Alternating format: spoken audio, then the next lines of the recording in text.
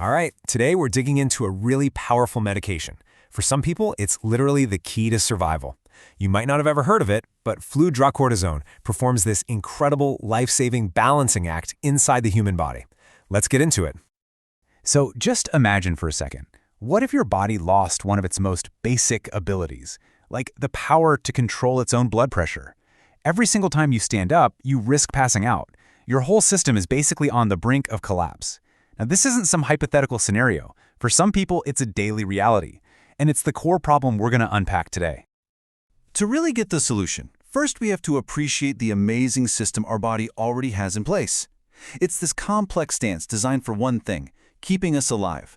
And it all boils down to a super delicate balance of salt and water, all managed by one crucial natural hormone.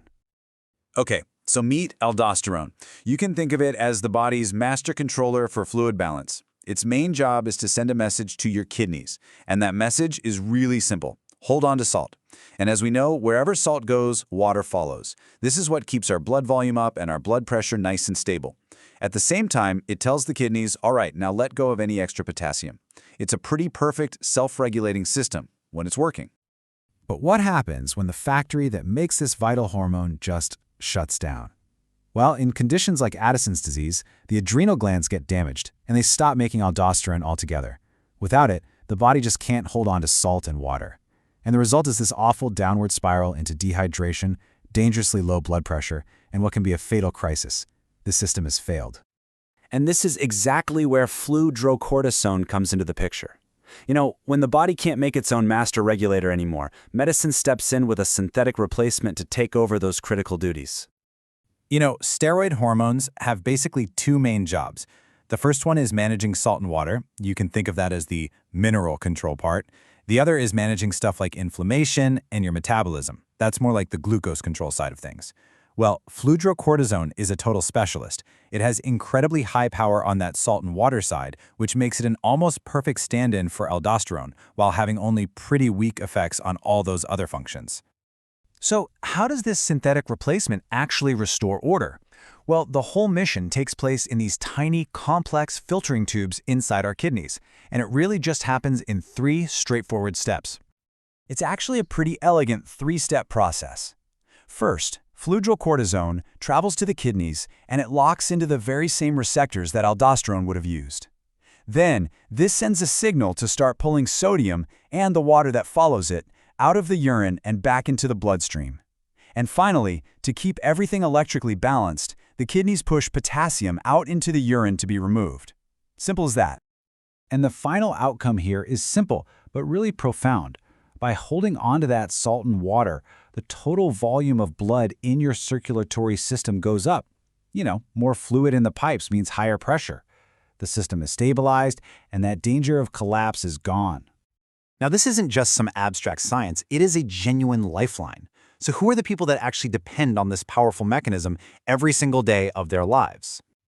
The main and most critical use is for Addison's disease, which we touched on earlier. For these patients, their body's own system has just completely failed. This is the textbook case where fludrocortisone is absolutely essential for them to live a normal life. See, in Addison's, the body is missing both of its key steroid hormones. So while a different medication replaces the cortisol, fludrocortisone steps in to be the stand-in for aldosterone. I mean, without it, patients would just constantly be losing salt. They'd get severely dehydrated, and their blood pressure would be dangerously low. It is, quite literally, a life-sustaining therapy.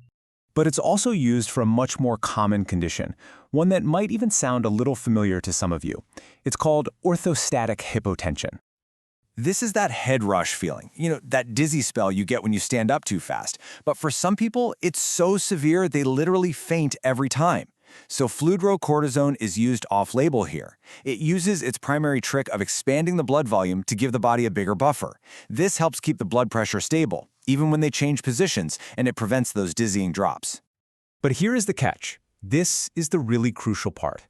The very power that makes this drug a lifesaver is also what makes it dangerous. Using it isn't just about replacing a hormone. It's about walking a razor-thin tightrope between having too little and having way too much. And this quote just sums it up perfectly. The goal is to find a dose that stops the low blood pressure without tipping over and causing high blood pressure. It's all about giving just enough to fix the problem, without accidentally creating a brand new one. And here's that dilemma laid out. The therapeutic goal is normal blood pressure, but a little too much drug causes high blood pressure. The goal is stable fluids, but too much causes edema, swelling and fluid retention.